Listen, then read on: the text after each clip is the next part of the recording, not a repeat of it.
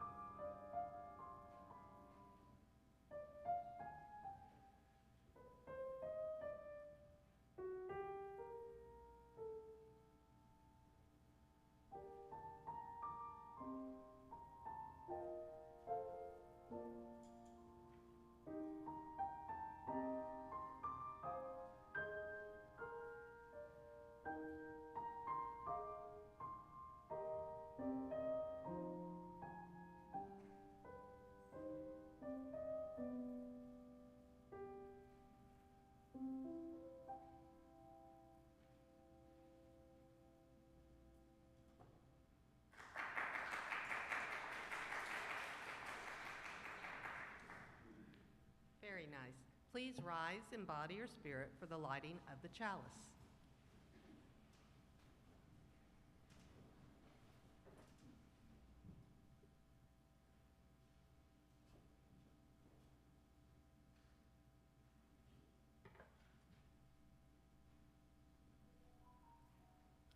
For the wonder and inspiration we seek from sun and stars and all the lights of the heavens, we light this chalice. In the spirit of inclusivity and welcome, please take a few moments to greet those around you, especially somebody you may not recognize.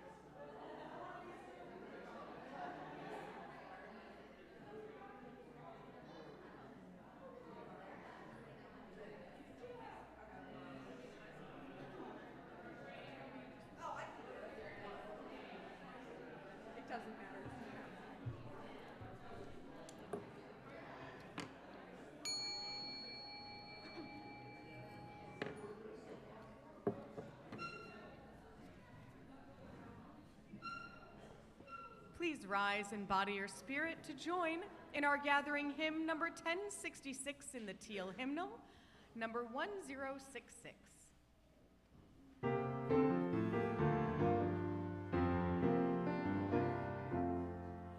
Oh, brother, son, you bring us light, all shining round in fiery might. Oh, sister moon, you heal and bless, your beauty shines in tenderness. Oh, brother wind, you sweep the hills, your mighty breath both fresh and fills. Oh, sister water, you cleanse and flow through rivers and streams in ice and snow. Oh, brother fire, you warm our night with all your dancing colored light. Oh, sister earth, you feed all things, all birds, all creatures, all scales and wings. Oh, sister death, you meet us here and take us to our God so near. Oh, God of life, give you praise for all your creatures, for all your ways.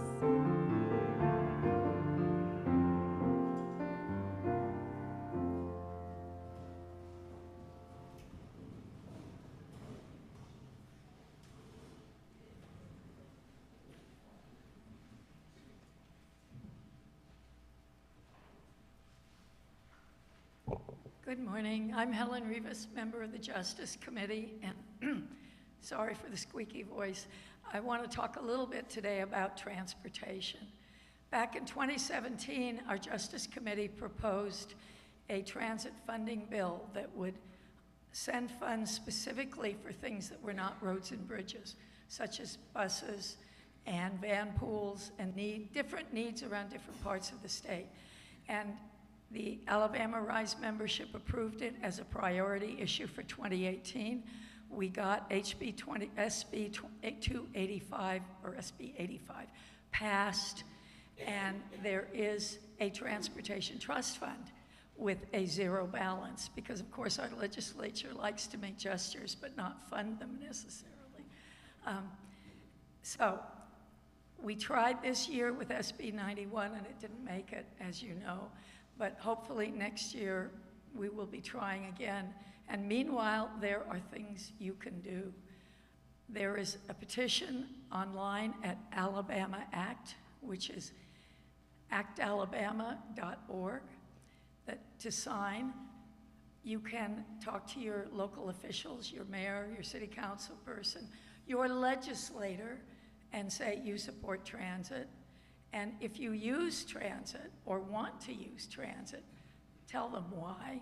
I am here thanks to Terry Wright most Sunday mornings and Uber. We have other Uber users and other people who get rides.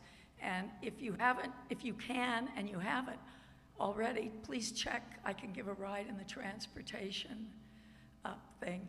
There is such a need. As you know, people can't do anything on Sunday if they're transit dependent. And I remember riding the bus once down Highway 31 with an anxious young person who was going to be late for work because the bus service was not great enough and they were afraid they'd be fired from their job. So if any of you don't understand why we need more transit, I'll be happy to talk to you, or other people will be happy also. Thank you.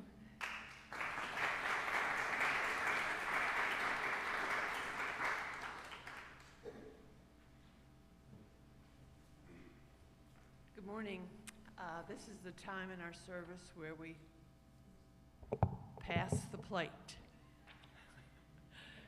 If you're a first-time visitor, if you're lucky enough to be a first-time visitor, you can just let the plate go by. We're very happy that you're here.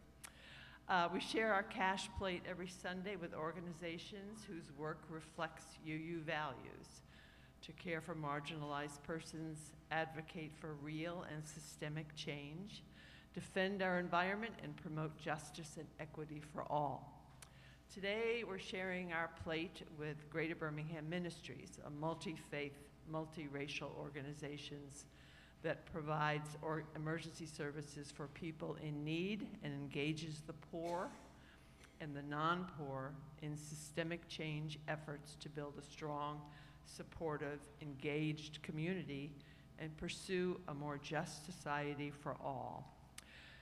If you do not wish to put cash or a check into today's plate, you can mail your donation, or you can use PayPal, Venmo, or Zelle. And you can find more information in the order of service about that. Thank you for your generous support. I'll end with a quote by Elisa Mayer, who once led our stewardship drive with the motto, "Fork it over."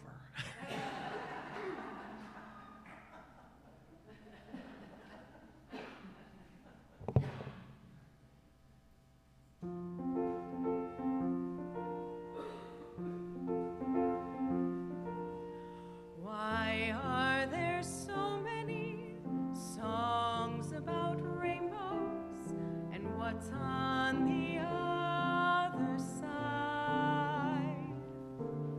Rainbows are visions, but only illusions, and rainbows have nothing to hide.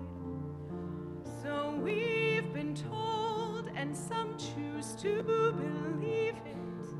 I know they're wrong, wait and see. Someday we'll find it, the rainbow connection, the lovers, the dreamers, and me.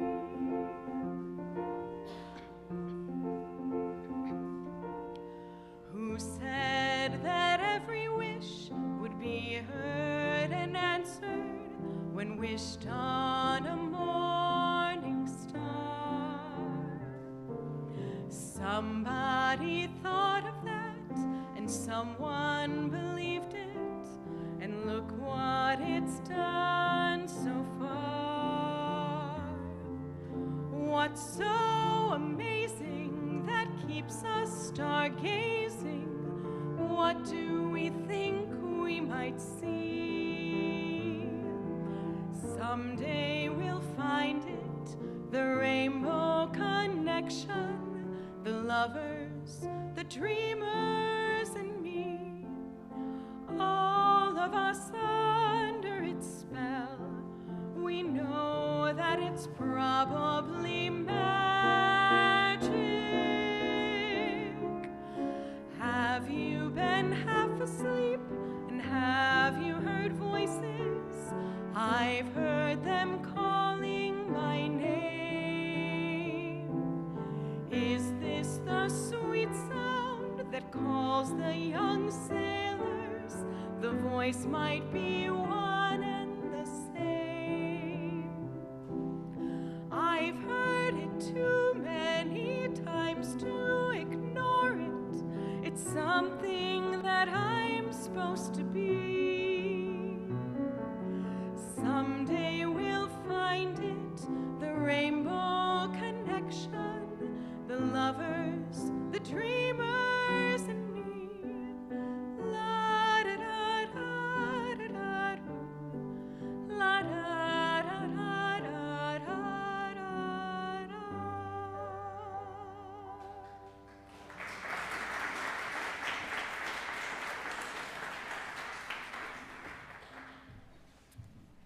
Elizabeth, I think that's one of my favorite songs. Now is that time in our community when we share what we carry with us this day, joy or sorrow. For those of you online, please share yours on our online chat, and remember to hold others by placing parentheses around their name. For those of you in person today, you're now invited to come forward and drop a stone in honor or memory of what is on your heart today. Please come forward.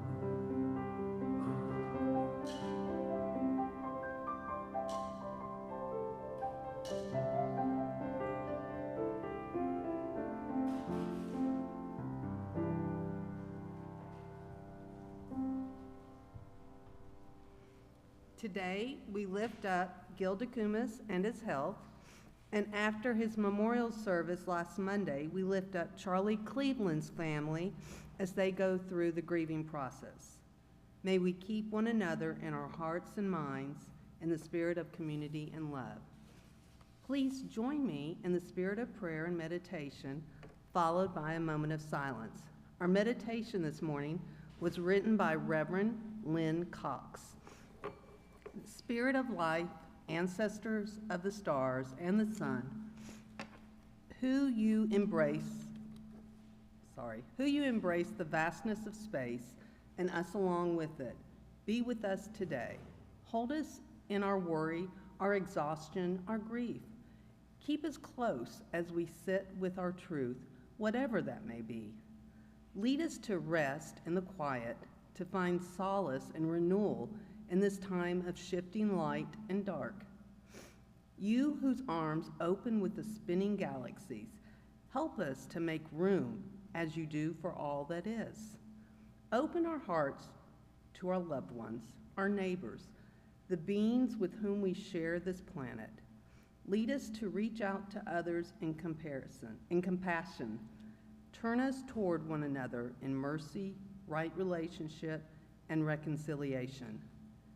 You who have seen the rising and setting of suns, of seasons, of civilizations, remind us all that we have learned from our history of the world and from our own histories. Give us the courage to face our mistakes and to repair them whenever possible. Help us understand our interdependence, our gravitational relatedness with all the other spinning lives around us, and lead us to treat those relationships with care. In this space, filled with the people among us who shine like stars, this space filled with the sparkle of love and care, we give thanks for this moment to be together. May our senses be open to the beauty of this day, this season, this world. We continue our contemplation in silence. And let's take a moment in silence.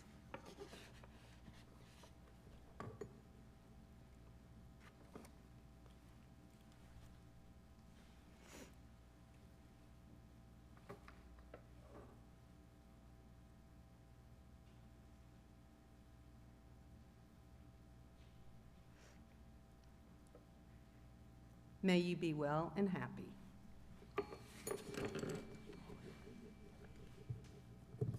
It's time for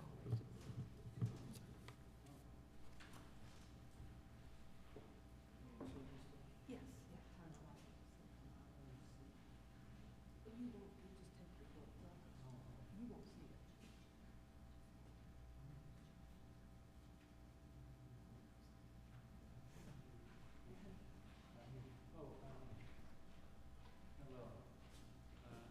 I'm Ron Buta.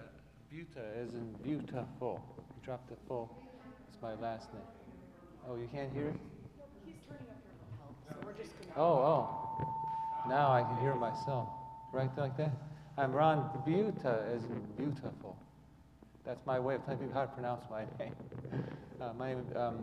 I'm a retired professor of astronomy from the University of Alabama.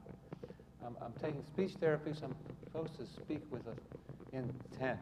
So the question is, am I speaking with intent right now? Can you all hear me, is what I mean. And I've been battling Parkinson's disease for 15 years, and my hand may have a tremor. Since I didn't bring any medicine with me, I always forget it half the time. I can't do anything about it right now. Now, for the children's story, I brought some story. Oh,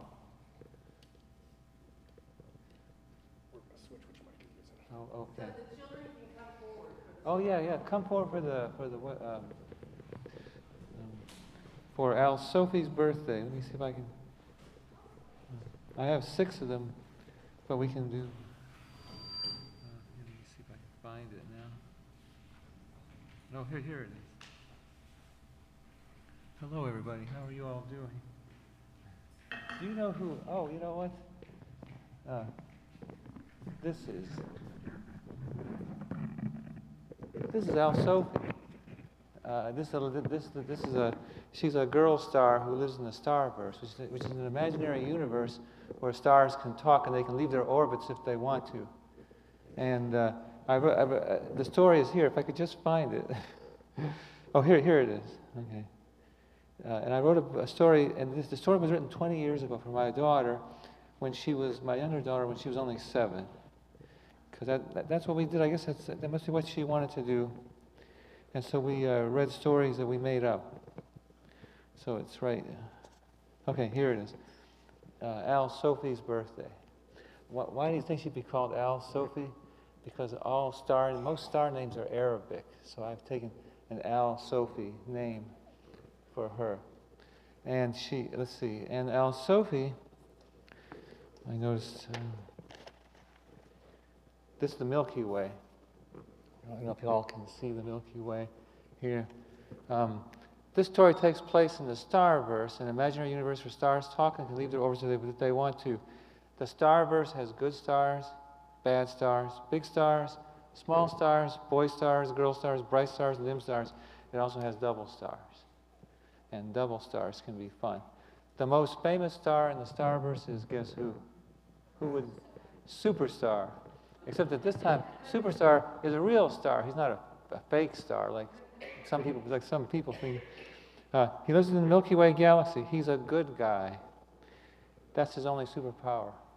He doesn't have any superpowers. He's just an all-around nice star. He acts to protect the galaxy from villainous stars and other calamities. He's always there to help his fellow stars navigate the walk of life. He wears a distinctive cape. So do you see this thing here coming from him? He has a micro black hole draws gases off his body in a very small amount so that he can have a cape. So he looks like a superstar, not just an ordinary star. Do you see now? So that's who we're talking about. Now the starverse also has planets, of course. See the planets in the starverse here?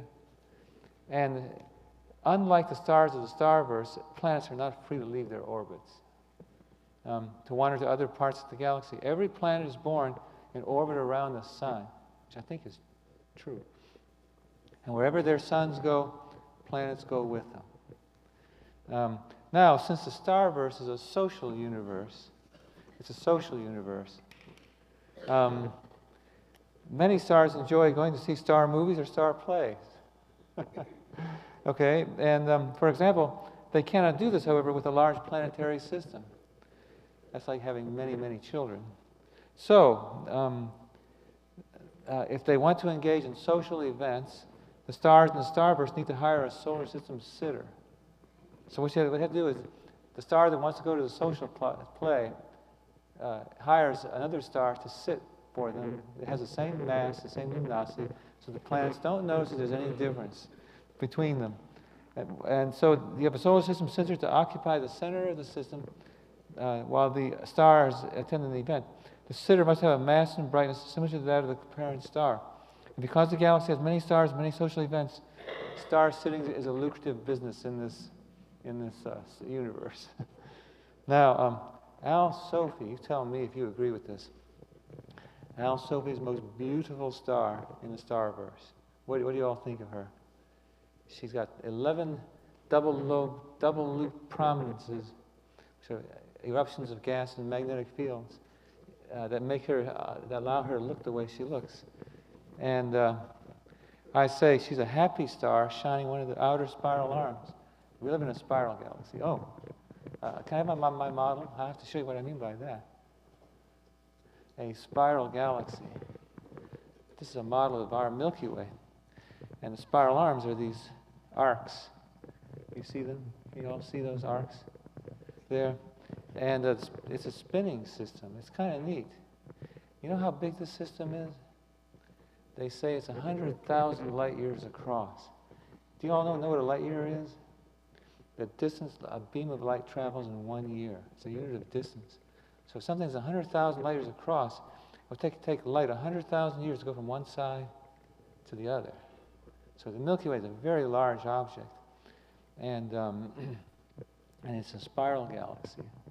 That's what this model tries to show. It just doesn't map the spin of the Milky Way the right way, because the Milky Way doesn't spin like this. It spins faster near the center than it does the outer parts. Whereas this one here has to spin. Things have to move at the same speed to stay in step. Well, anyway, so that's that. Her moons. Okay, now her retinue of planets. Has to follow her wherever she goes, and her moons and planets revere her because she's so friendly and caring. Well, that makes sense. She's a nice star. Al-Sophie. Now I want to tell you what this story is about. Al-Sophie was born long ago, many galactic years ago, in a giant interstellar cloud that looked something like this. Looked something like that. It's just a big cloud of interstellar matter. That's where it came from. That's where she came from. It was a very cold, very dense pocket of dust and gas within the bigger cloud. And one such pocket is shown here. I picked one that I thought looked right. See that dark spot in the middle? That dark spot is a cloud that Al-Sophie was born in. The pocket was so cold, in fact, that it began collapsing due to its own weight. That's the only way they can form a star, is they have to be very, very cold. And to see Al-Sophie in the birth area, you have to go deep inside one of these clouds that are so thick with dust they completely extinguish starlight behind them. And they appear as a silhouette against a bright background of glowing interstellar gas. And so that's what that black spot, that blotch is. The blotch is kind of interesting. Now, let's see if I can turn the page. Okay, now she has a planetary system. And planetary systems don't just happen, they form with the stars. Like when a star forms, it's going to have a planetary system probably in general. And it'll be forming in a disk of sorts inside the dark cloud, which you can't see, but which you can see on the image that's posted. Okay, so that's it. So Al-Sophie is going to form inside this dark cloud. And eventually, it's going to come out. It's in a cocoon of dust. As time passed, the gases stopped shrinking. That is, gravitational collapse stops. Leaving behind a dusty cocoon around Al-Sophie who was now shining almost white hot. Why do you think a star would start out cold and end up hot? Can anybody think of what might be the reason for that? That you can have something start out really, really cold and ends up really, really hot. Well, when something comes, when gravity draws things together, things fall from great distances, and when they hit other things towards the center of the thing they're falling towards, and that increases their heat, their thermal motions. And so we say that a conservation of energy law is the reason stars start out cold and end up hot. That's what it is. And so now you see she doesn't have those loops, which are like hair, right? And then I say here, that eventually her cocoon thinned out and was swept away, leaving Al-Sophie as a new star. This point in time, where she's a new star, is Al-Sophie's birthday. That's what I mean by that, Al-Sophie's birthday. And this happened long ago, but come tomorrow in the Starverse, whatever that means, is it's been 21 galactic years since she was born. And a galactic year, do you know how long a galactic year is? Galactic year, by that I mean how long it takes for wherever that thing is here. How long it takes the sun to go around once the center of the Milky Way. It takes 235 million years for the sun to go around once. And so Al-Sophie is 21 times that length of time. So it's been 21 galactic years since she emerged from her birth cocoon. So now the planets say, let me see.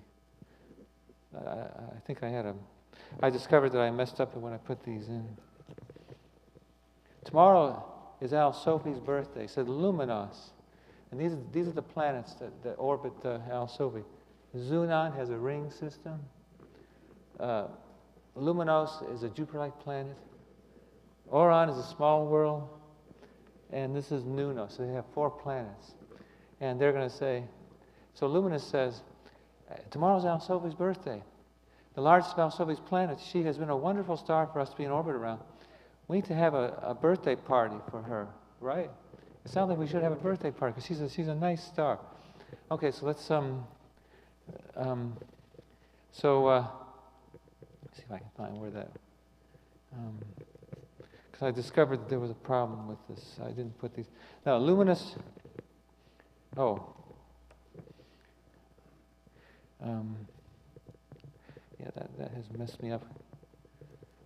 Well, anyway, so I said that these planets decided to have a birthday party for Al-Sophie. And they needed some cake. So Nunos ordered star cake from Joe's Galactic Star Cake Restaurant.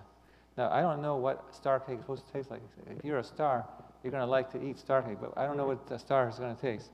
It's not often we receive an order from outside our galaxy, said Mr. Gallum, who's the owner of a restaurant in the Triangulum spiral, which is near the Andromeda galaxy. How does this cake look? And this is her birthday cake with a big star on top. You see? So that's going to be their cake. Now, this is what Luminos decided to do. He decided to tell a story to Al-Sophie to put her to sleep.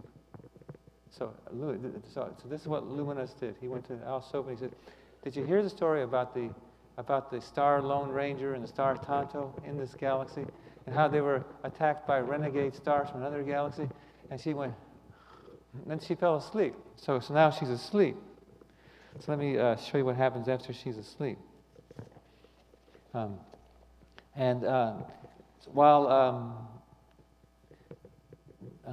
Luminos was putting Al-Sophie to sleep, Zunon and Orion prepared invitations. These were only needed for stars, and any planets orbiting these stars would come by default or stay with the star sitter. So we know that happened. Now here's the invitation to Al-Sophie's best friend, Starla. How does this sound? Dear Starla, you are invited to a birthday party for Al-Sophie. The party will be held tomorrow in the South Spiral Arm. Please keep it a secret so as not to hold the spoils of the surprise. So they're going to have a surprise. It sounds great, said Orion, In addition to starlight, invitations were sent to Al Sophie's old friend, other friend Nova, Sheriff Starhopper, her boyfriend Star, Lord Shining Star, and it was also given that Superstar would be invited, because after all, he's Superstar. He has to be invited to everything, because everybody knows Superstar. And then there was Mayor Starsky. And you notice that everybody in the Starburst has a name with stars, or something related to galaxies in it. Okay, now let's see if we can do this. Now, a large number, okay, I want the kids to get ready, because this part, I'm going to have some participation. A large number of guests arrived, and soon it was time to wake up Al Sophie. Luminous and the other planets asked Superstar to lead the wake-up call. He said to everybody there, get ready and say, wake up Al Sophie with me. Wake up Al Sophie. Wake up Al Sophie. And happy birthday to you. That's how stars say happy birthday. And Lord Shining Star is going to be the boyfriend of the, if you can call them that. Now, Al Sophie opened her eyes, and she was shocked and delighted to see so many of her friends. A birthday party, she said. How could that be? She never expected it, and thanked her big planets for organizing the event. And her planets are these little things, because they're much smaller than stars. Those are her planets. And she never expected it, and thanked her big planets for organizing the event. Now, these are some of her gifts. What would you give as a gift to a star? Well, how about this? There's a gift star card to the Happy Star Lady gift card, where you can have her magnetic fields, you know, the double, that thing. She gets a new asteroid belt, right? A new asteroid belt. A box of chocolate planets is her favorite. A replenished Oort cloud, so with some better comet possibilities. She gets tickets to the new Broad Milky Way play called Dear Seven Sisters, starring the Pleiades. And she and Lord Shining Star plan to go to the next showing. And then there's more. The next gift was a copy of a new star book titled The Galactic Royal Family. Al Sophie loves reading about the royals. And a gift star card for two, a star dinner at the Galactic Starcase restaurant here. And the title to a dust patch in the western quadrant of the galaxy. Formerly owned by the late Bino, who went supernova not long ago. She could use the dust for her social work. So she was very pleased with all her gifts. And finally, the last gift she got was, and this will be the last page. We can finish the rest of it some other time. Was given to her in honor. She became the brightest star in her constellation. And so the brightest stars who are the brightest stars in your constellation? The brightest star in her constellation was her. And my daughter, Catherine Crocker-Buda, she called the constellation Heart the Mermaid, which makes sense. So that was it. They had fun, and then everybody went back to their respective places. And that's the story. And I hope that was reasonable. Thank you. Okay, and what do I do now? Let's sing the children downstairs to their I think that would be good.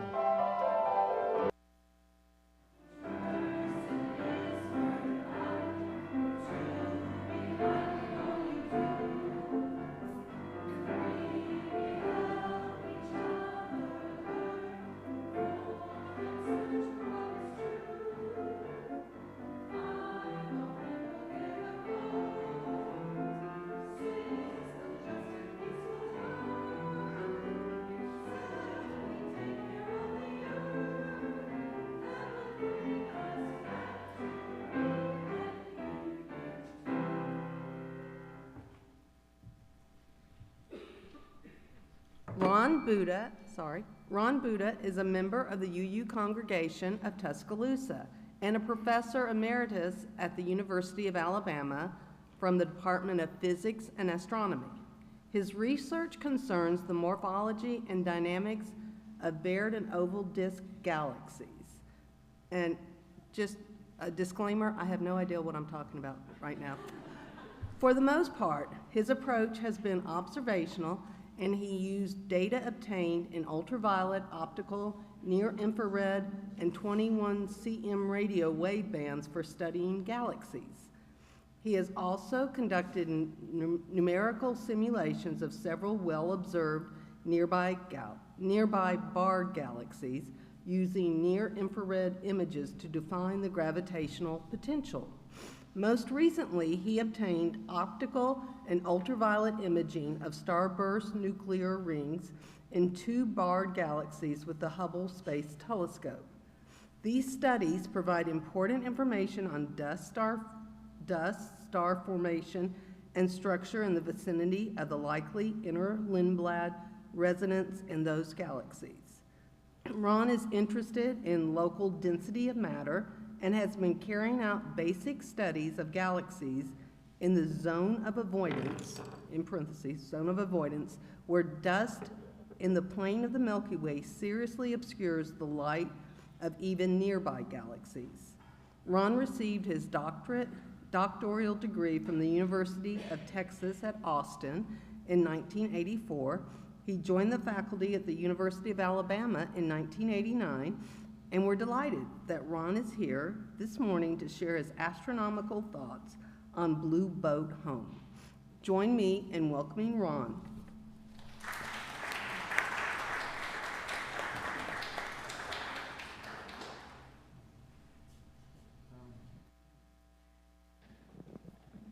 Hello again. I hadn't tried that story before to an audience, so but thanks for your reaction to it.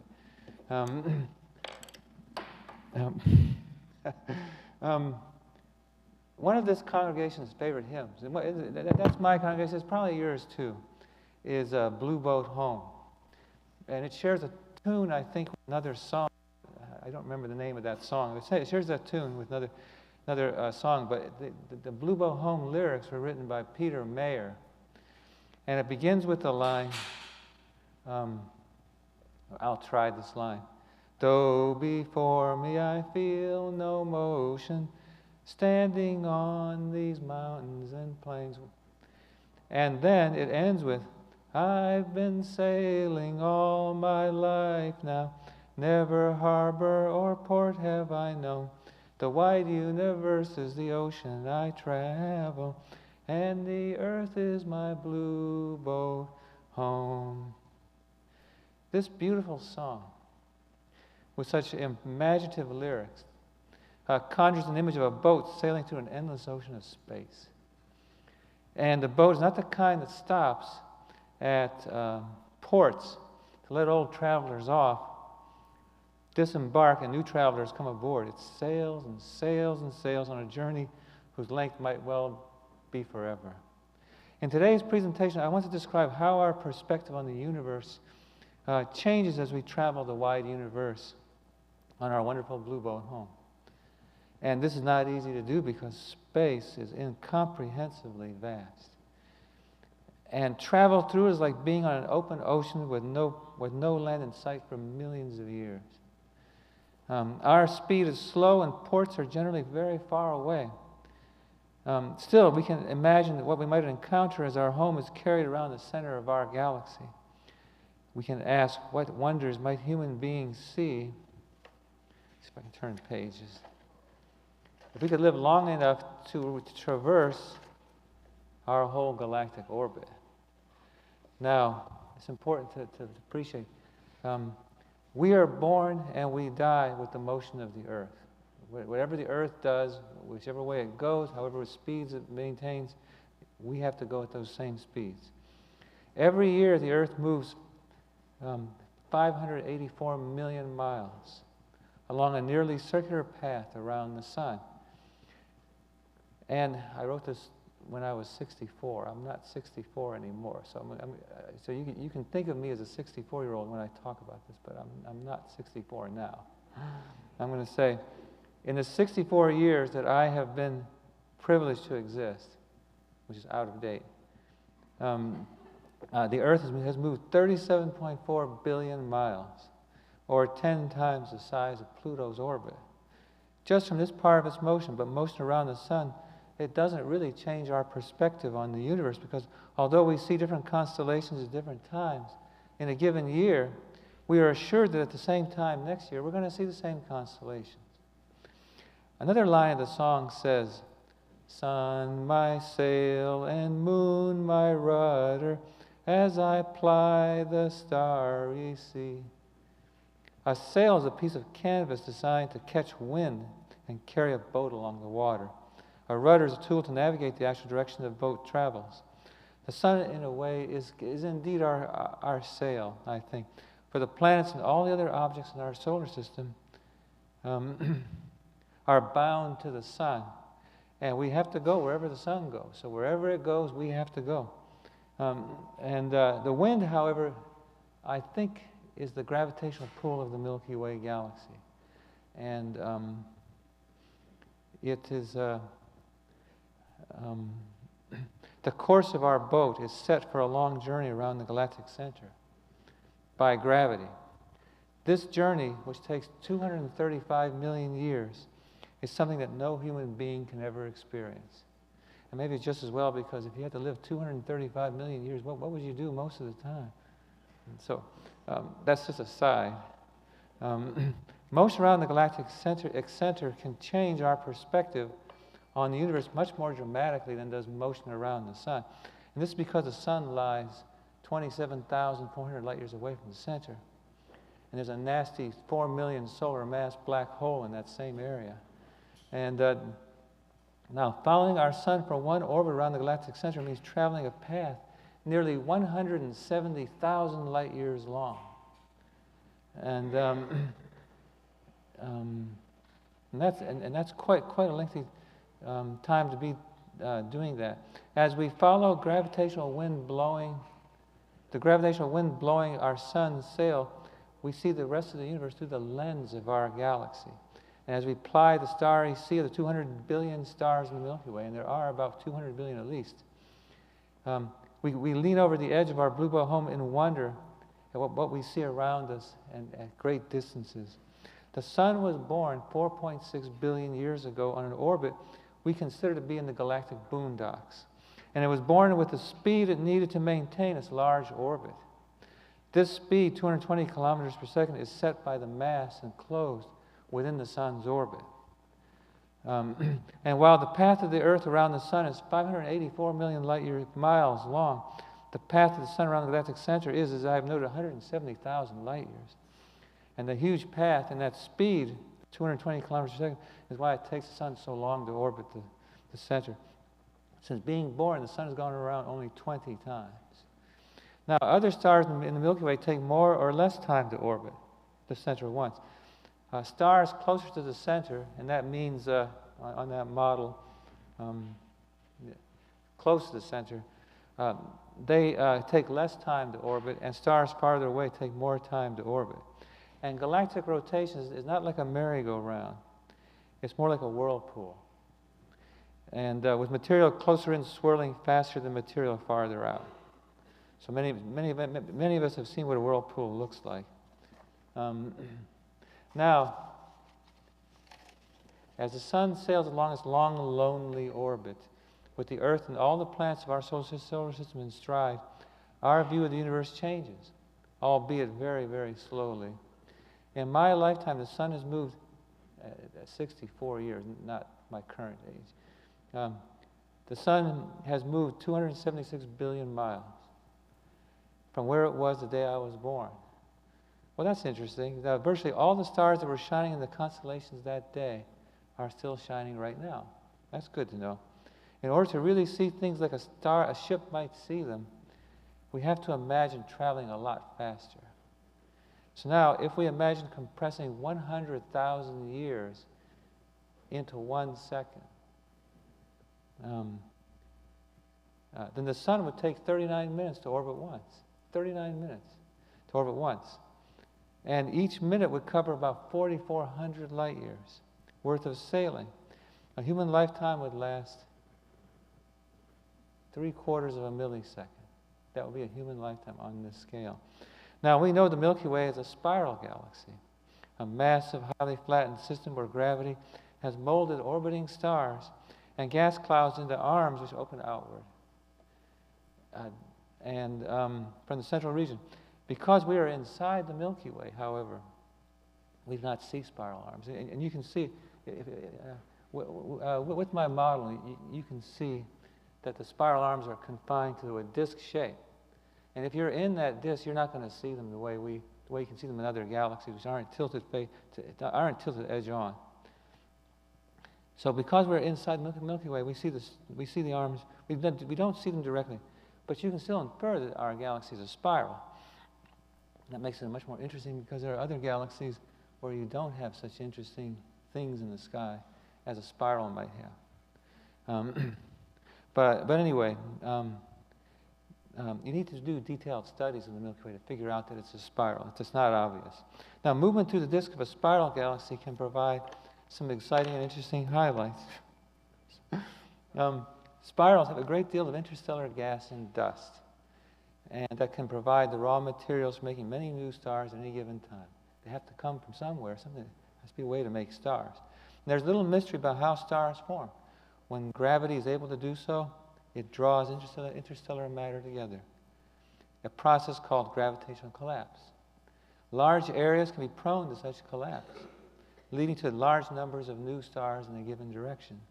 As the Earth sails with the sun, our night sky is dominated by massive, relatively young stars that are so luminous they can be seen from great distances. Like if you see the beautiful constellation Orion, you ask, how far away are all those stars? And then you realize, when you study them carefully, that they're almost 1,000 light years away. They're very, very far away stars, but they're bright in our night sky because they're so luminous. They're the ones we see at night, those kinds of stars.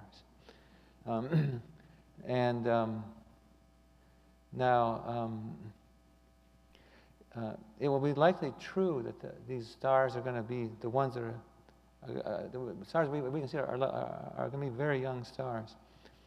And almost all the stars we will actually pass close to, however, won't be those kinds of stars, because those kinds of stars, the massive, hot, luminous stars, they're very rare. If you wander out into space and you say, what kinds of stars am I going to encounter at random? They're not going to be massive stars like the Belt of Orion or Betelgeuse or Rigel, any of these bright stars. It's going to be red dwarfs. Stars dimmer, cooler, and smaller than the sun are the dominant stars in the Milky Way galaxy. And I think that there are about 3/4 of the Milky Way's 200 billion stars are red dwarfs. And 15 billion stars like the sun exist in our galaxy. So there's plenty of stars that could be different from one, similar to the Earth. I mean, we can have Earth-like planets orbiting similar stars. Now, even so, in spite of the fact that most of the stars are going to be red dwarfs, so you're going to encounter, the action will be in areas of spiral arms where large-scale gravitational effects are compressing the interstellar gas and dust. And this leads to many more massive stars in the arms than between the arms.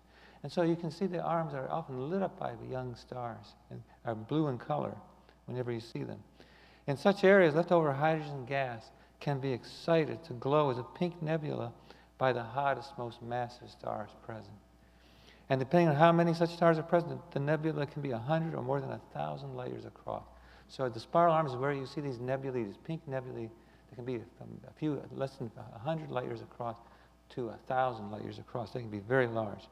Now, could the sun ever get near one of these massive star-forming complexes as it moves along its orbit? It might depend on the nature of spiral patterns. The spirals are always made of the same stars.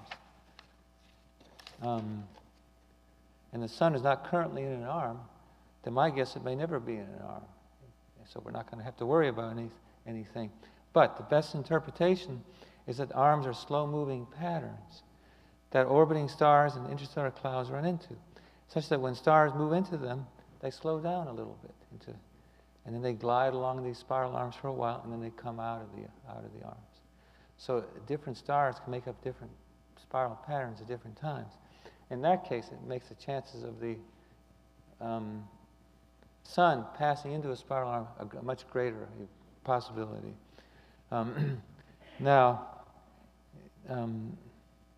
It would be a wonder to behold passing near the Orion Nebula, for example, which is a beautiful nebula beautiful pink nebula that's near the Earth.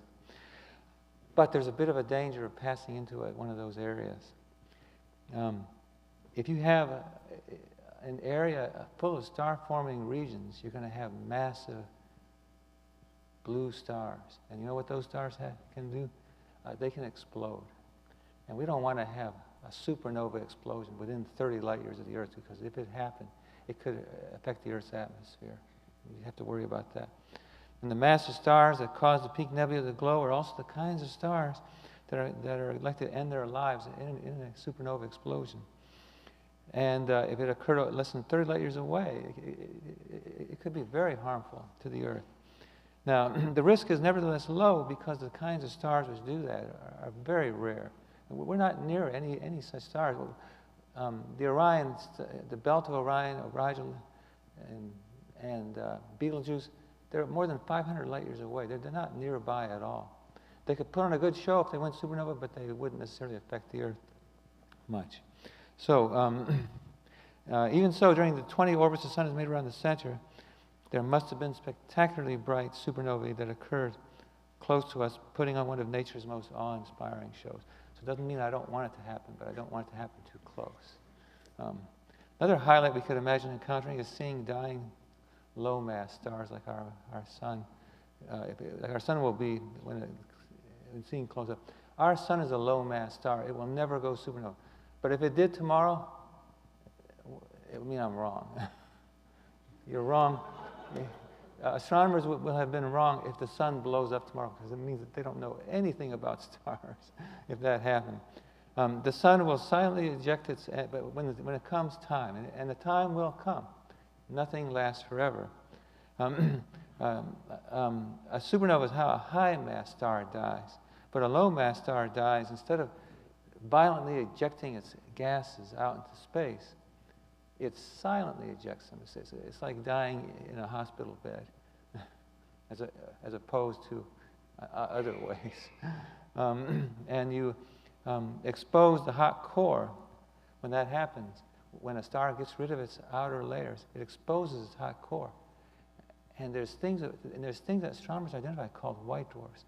And they now know that white dwarfs are the cores of low-mass stars like the Sun. And so they're evolved low-mass stars. And that's going to be the fate of our Sun. We will eventually be orbiting a white dwarf. And what happens to a white dwarf? They can relax and cool off for billions of years until they just turn dark. And presumably there are some around. Well, anyway, I can imagine from our blue boat home seeing one of these nebulae close up. Close enough that it would appear as large or larger than the full moon. They would appear kind of circular. They have a star in the middle of them, and they would only be there for 50,000 years, which is a short time in astronomy. Now, well, anyway, so that's some of the things you might see as you sail nearby.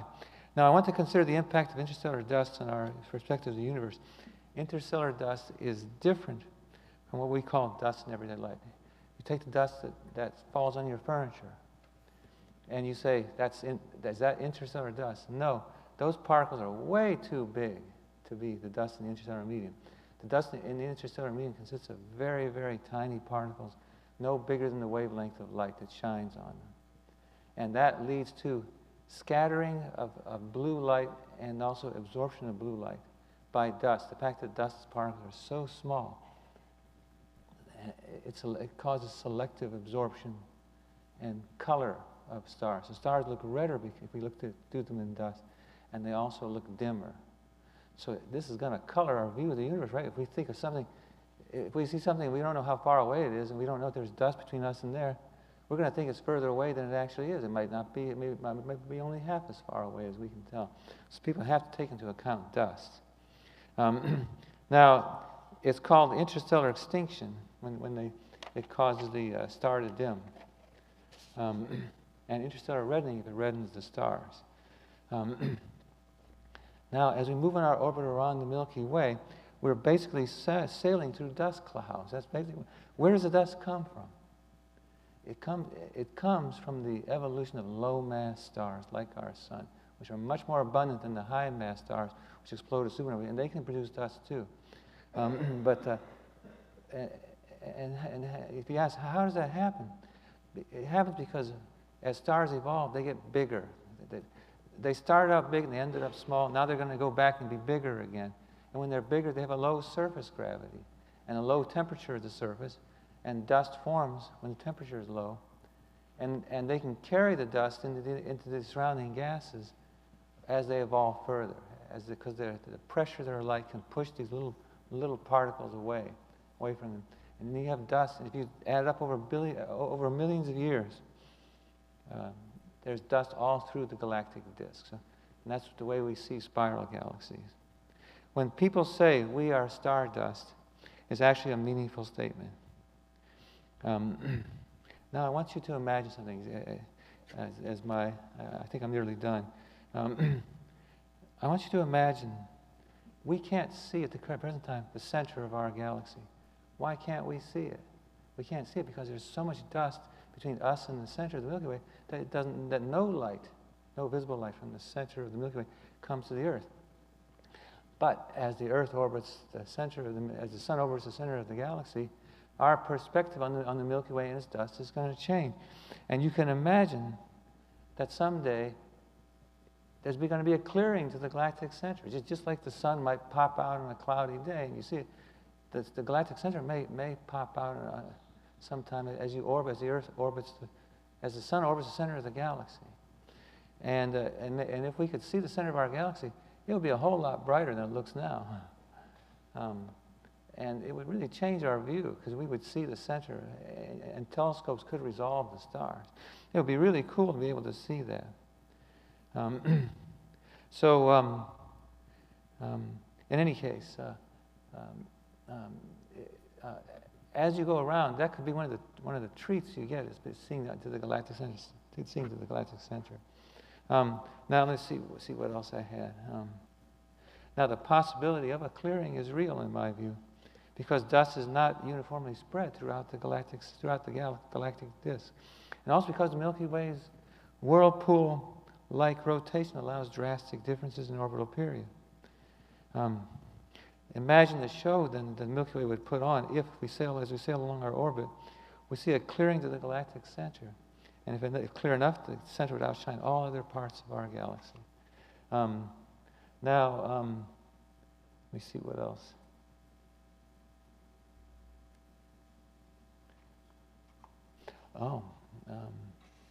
Well, here. Our ship has to dock. It can go on and on. Remember, it can go on for millions of years. The ship has to dock. So in conclusion, I hope you all enjoyed your voyage. Take care when disembarking from the voyage. Oh, wait, I just remembered. This ship never docks. All we can do is enjoy our journey around while we are around to appreciate it. Thank you.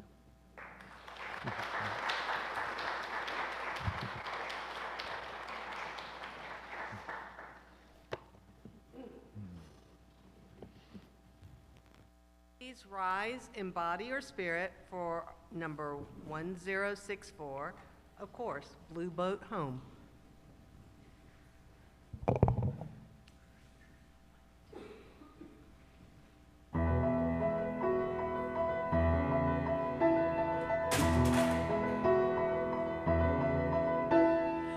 Though below me I feel no motion, standing on these mountains and plains, far away from the rolling ocean, still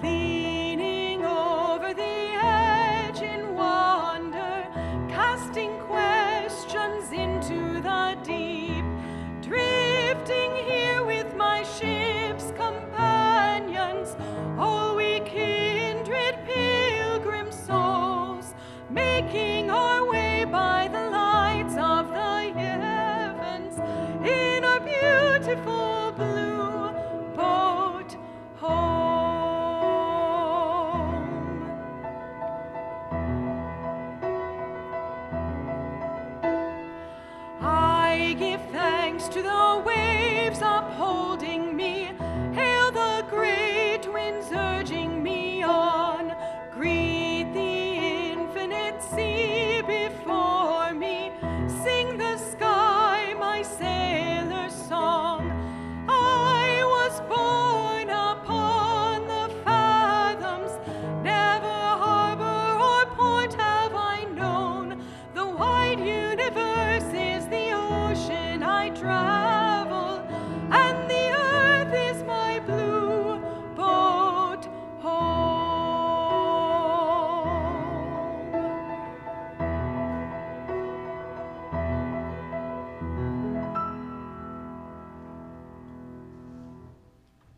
Please have a seat for the announcements. We appreciate your attention to this morning's announcements and encourage you to fill the connection card with your interest. And it's bright yellow today. Well, it's kind of a yellow. Anyway, we thank you for all who participated in the Pride Parade last night. Please visit Pride Fest this afternoon, and it's at Lynn Park, and there's a UUCB booth there at Lynn Park. Next week, Matthew will be leading our service as his last sermon here at UUCB. We will be gathering feedback and encouragement from Matthew, so we hope everyone can be here to say goodbye to Matthew. June 23rd, we'll celebrate Pride Sunday here at UUCB, so all of our Pride leaders can join us.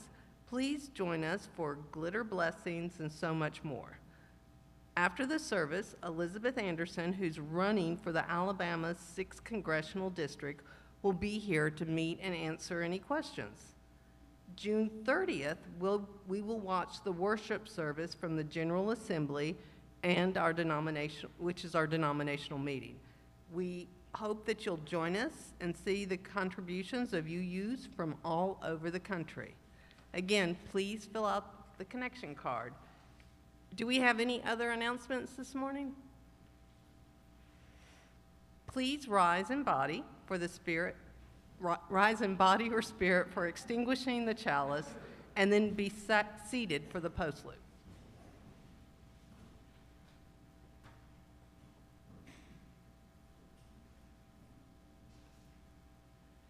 In honor of the legacy of our ancestors, let us carry the flame forward as we extinguish the chalice with these closing words.